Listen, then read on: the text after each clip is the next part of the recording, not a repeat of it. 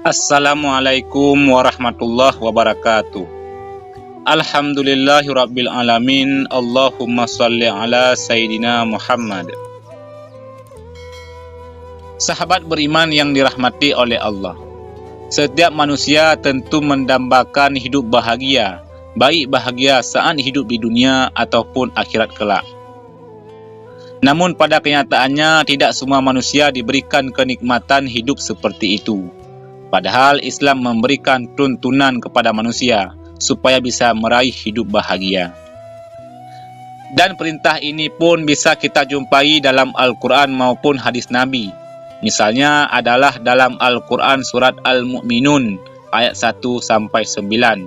Allah Subhanahu wa Ta'ala sudah berfirman, "Sesungguhnya beruntunglah orang-orang yang beriman, yaitu orang-orang yang khusyuk dalam sembahyangnya, dan orang-orang yang menjauhkan diri dari perbuatan dan perkataan yang tiada berguna, dan orang-orang yang menunaikan zakat, dan orang-orang yang menjaga kemaluannya, kecuali terhadap istri-istri mereka atau budak yang mereka miliki. Maka sesungguhnya mereka dalam hal ini tidak tercela. Barang siapa mencari yang di balik itu, maka mereka itulah orang-orang yang melampaui batas, dan orang-orang yang memelihara amanat-amanat yang dipikulnya dan janjinya, dan orang-orang yang memelihara sembahyangnya." Dari ayat tersebut bisa kita simpulkan bahwa untuk mencapai kebahagiaan dunia maupun akhirat sebetulnya tidaklah sulit. Akan tetapi kita sebagai manusia yang terkadang justru malah membuat itu menjadi sulit sendiri. Oleh sebab itu, supaya hidup kita bisa bahagia dunia maupun akhirat, Islam mengajarkan 3 poin penting yang harus kita kerjakan. Poin yang pertama adalah beristighfar saat jatuh dalam kubangan dosa. Tatkala berbuat dosa, iman seorang mukmin akan mendorongnya untuk segera inabah atau kembali kepada Allah dan bertaubat. Oleh sebab itu, Allah Subhanahu wa Ta'ala tak bosan-bosan menyeru kepada hambanya yang beriman untuk segera bertaubat. Dalam Al-Quran surat At-Tahrim ayat 8, Allah Subhanahu wa Ta'ala berfirman, "Hai orang-orang yang beriman, bertaubatlah kepada Allah dengan taubatan nasuha," atau taubat yang semurni-murninya. Begitu juga dalam Al-Quran surat An-Nur ayat 31, Allah Subhanahu wa Ta'ala pun berfirman, "Dan bertaubatlah kamu sekalian kepada Allah, hai orang-orang yang beriman, supaya kamu beruntung." Dari 2 ayat tersebut bisa disimpulkan bahwa jika seorang beriman berbuat dosa, maka ia akan menjadikan imannya sebagai tempat berlindung. Dengan begitu, iman akan membimbingnya untuk segera bertaubat dan memperbanyak istighfar dan menjauhi perbuatan dosa.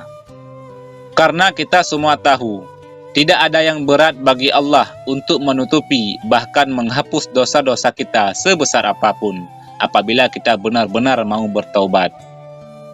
Dalam Al-Quran surat Az-Zumar ayat 53, Allah Subhanahu wa Ta'ala berfirman, "Hai hamba-hambaku yang melampaui batas terhadap diri mereka sendiri, janganlah kamu berputus asa dari rahmat Allah.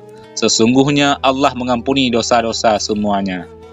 Sesungguhnya Dialah yang Maha Pengampun lagi Maha Penyayang."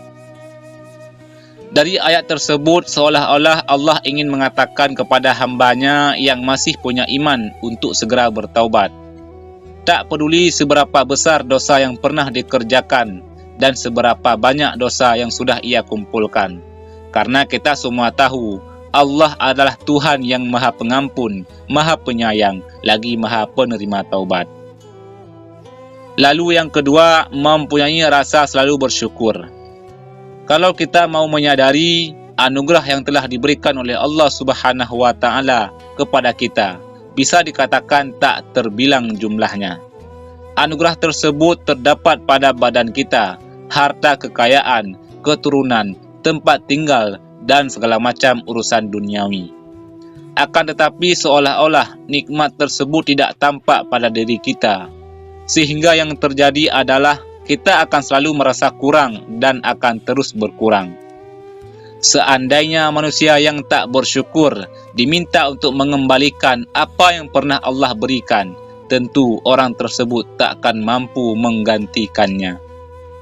Namun Allah dengan maha belas kasih-Nya tak pernah meminta sedikit pun dari harta kekayaan yang kita dapat.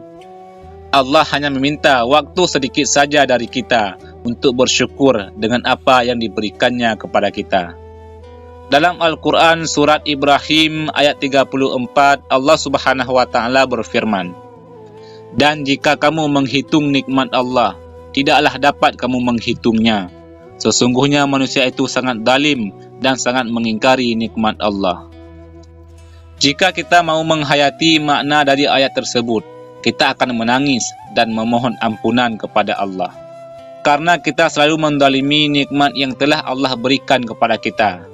Oleh sebab itu, syukurlah saudaraku semuanya apa yang saudaraku dapatkan sekarang ini.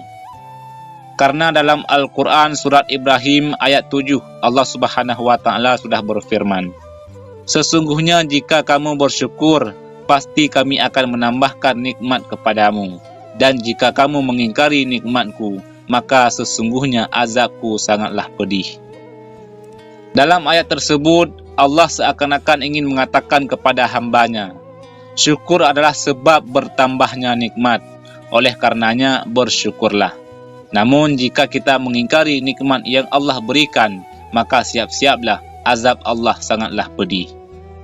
Kemudian yang ketiga, bersabar saat diberikan ujian.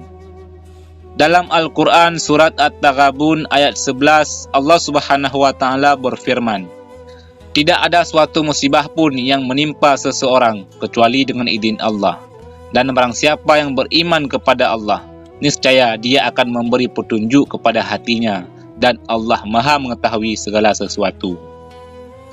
Ayat itu menjelaskan bahwa atau bila seseorang mukmin yang sedang ditimpa musibah, lantas ia menyadari bahwa musibah tersebut adalah ujian dari Allah, kemudian ia menerima musibah tersebut dengan lapang, lalu memohon petunjuk kepada Allah, maka insya Allah Allah Subhanahu wa Ta'ala akan mengangkat derajat orang tersebut dan Allah akan menggantinya dengan yang jauh lebih baik.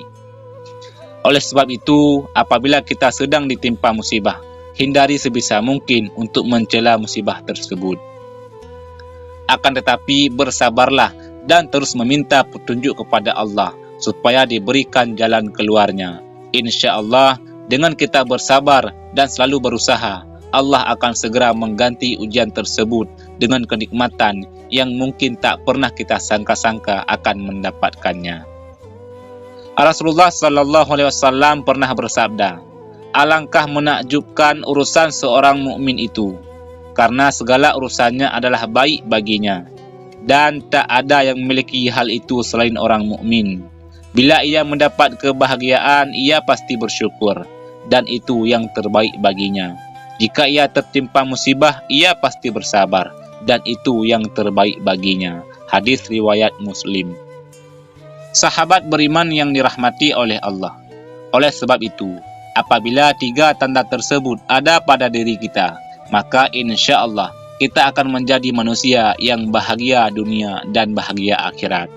Semoga Allah Subhanahu wa Ta'ala tak putus melimpahkan rahmat dan karunia-Nya kepada kita semuanya. Amin ya rabbal alamin. Wallahu a'lam bissawab.